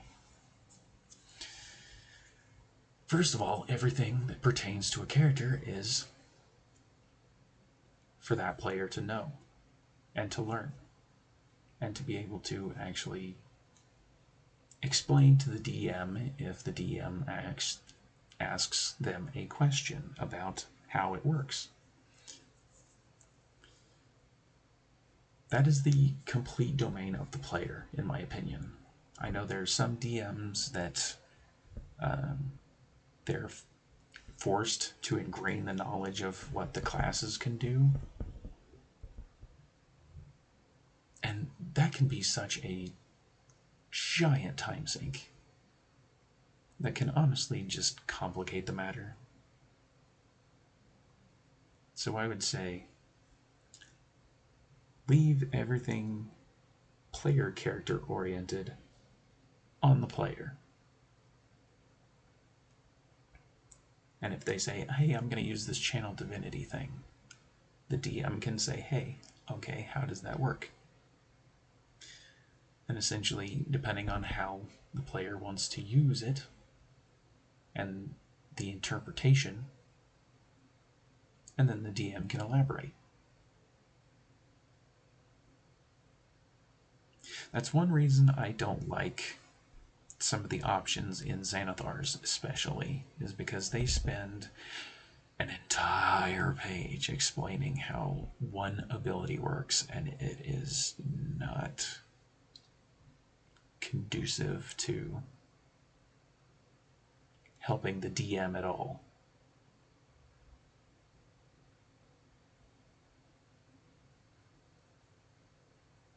You know, if it's written in a way where the player can say, oh, I need him to make a wisdom save. I'm going to use this channel divinity thing. He has to make a wisdom save. See, that's all the DM needs to know. They don't need to pack in every single detail of a class option in their head. They need to be able to run the game, and everything that is not pertinent to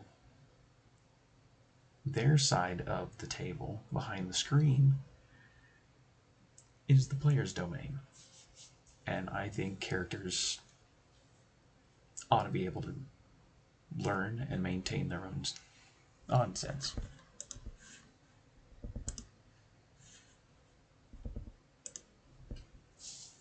You know, the player actually needs to learn. Read up on channel divinities. How many of them do they get? How can they use them? There's some classes that augment them, etc. That's player domain. That's not DM domain. The DM is already juggling monsters, setting, if they have a storyline, they have to have all their stat blocks. They already have so much going on in their head. And then on top of that, they usually have to improvise.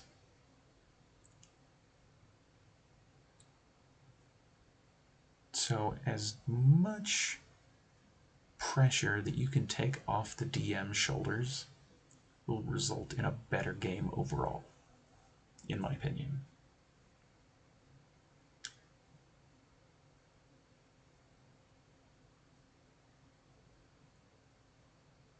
So there you go. That is my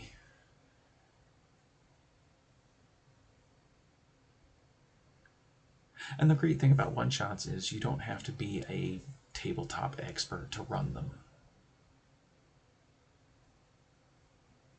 You know, very much what we've been talking about this whole time today. One-shots are nice little bite-sized adventures that you can get together with your friends, family, etc. Random people, if you want to take that risk. I don't recommend it, but you can if you want to. And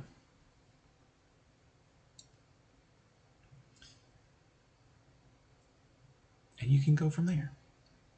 And one-shots is a good way to get people who are interested in tabletop games into tabletop games. Because I know Maddox is a perfect example of this, because when I first pitched the Varuna game, he was very much someone who he wanted to play, but he didn't have the time to devote to a campaign. So very much I have kept him in mind for if I decide to run him one-shots, which I will in the next year, one way or another. And I very much have him in mind for one.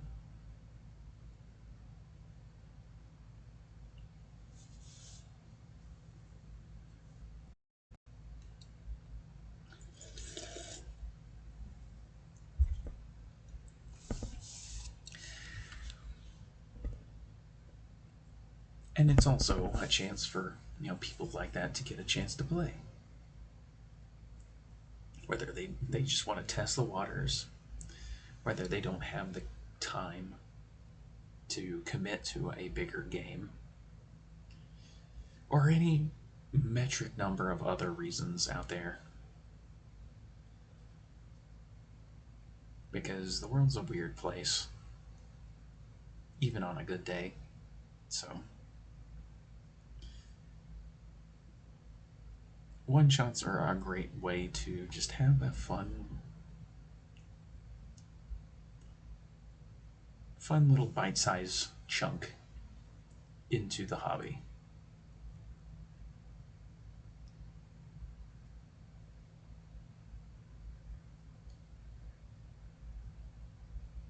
And I think that's it. I think that's my spiel for the day.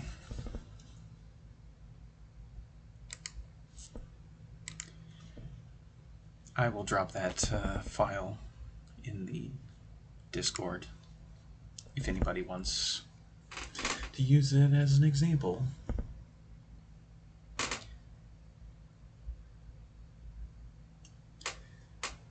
For something that they might have an idea for.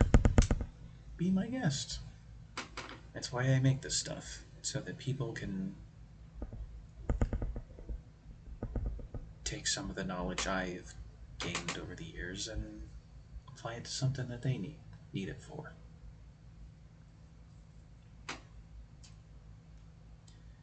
And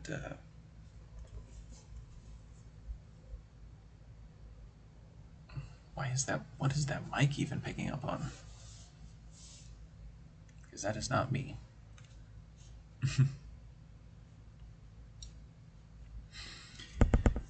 Anyway, unless there's any other questions, concerns, etc., I think I will go ahead and end stream.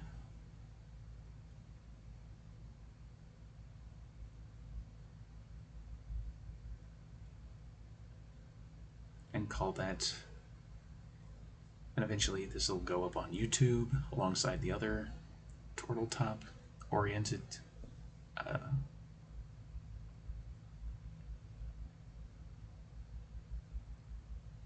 oh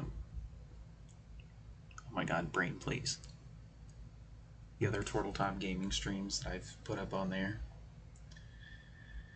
And then yeah, that'll be me pretty much wrapped up as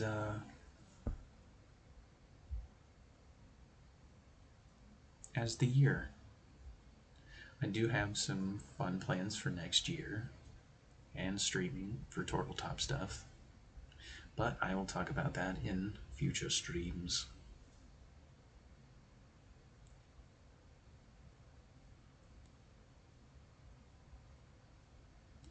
And then gaming streams are going to pretty much stay the same. Well, I guess I could just go ahead and do my outro.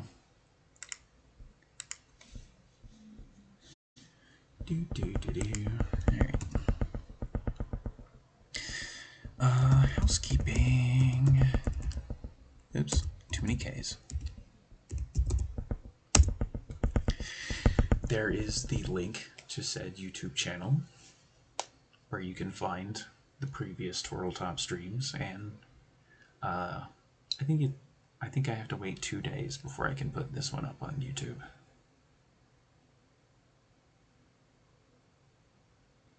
which I think it's actually a day, but I still wait the extra day just in case.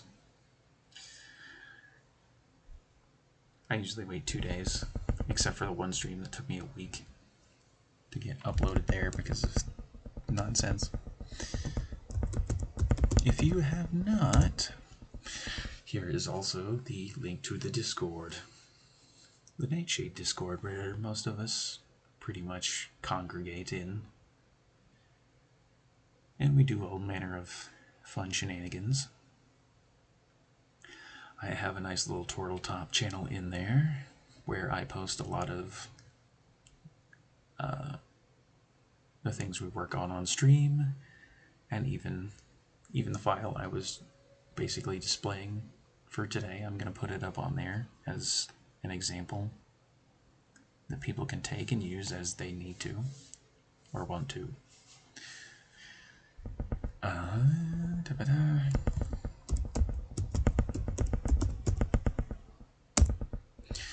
Good friend to the stream, Mr. Josh, aka Creative Spasms. You can find him at creativespasms.com or here on Twitch when he does his art streams. I'm gonna check real quick if the website is back up or not. I think. Where the hell is my link? There. I believe the website, yeah. Yeah, it'll open back up probably in another couple of days.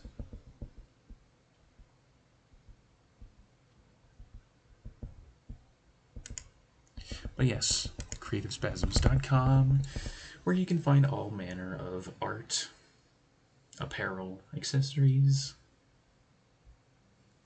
and cyberpunk awesomeness. Also, grab my other link here since there's not a command for it. Mr. Roth, my mod, my good friend, he has a little Etsy shop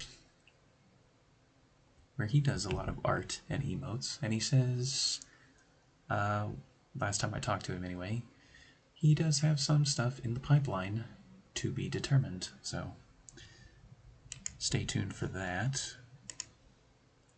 If you'd like everything art or emote, or just a chill dude to hang out with, Mr. Roth is all three of those. He is the one who made my Turtle Love emote.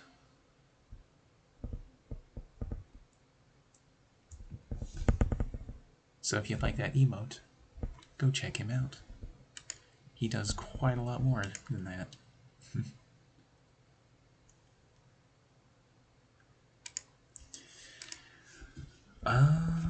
And that is me wrapped up for the day. Let's see, today is Thursday. I don't think I will be able to do any streaming tomorrow, but we'll see. Depending on how my day shakes out, there might be a short game stream or something.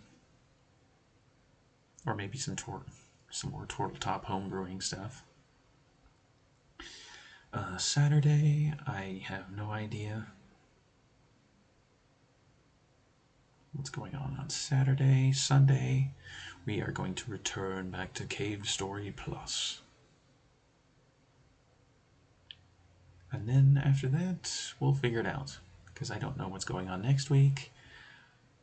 I might actually be detained next week, so we'll see. Did I miss the stream? Yeah, unfortunately, Mr. Keith.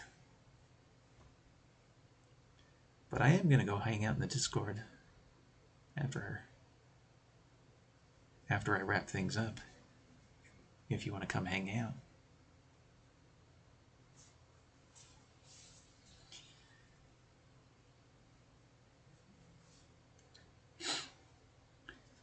Them darn naps. Sounds good. Gonna hit the store. Alrighty. Alrighty then, Mr. Keith. Drive safe, good sir. Or walk safely. Whichever one you decide to do. But yeah, that is me done for the day. Like I said, there might be something, I might do something tomorrow, stream-wise.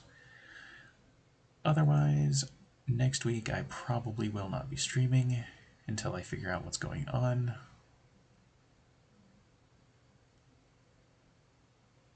And let's see, there's nobody, yeah, there's nobody on my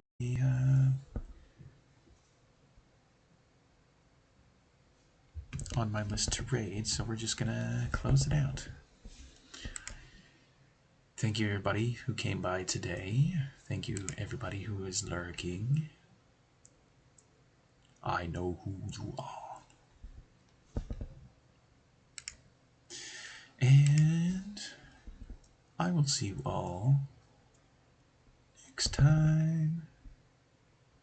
Bye.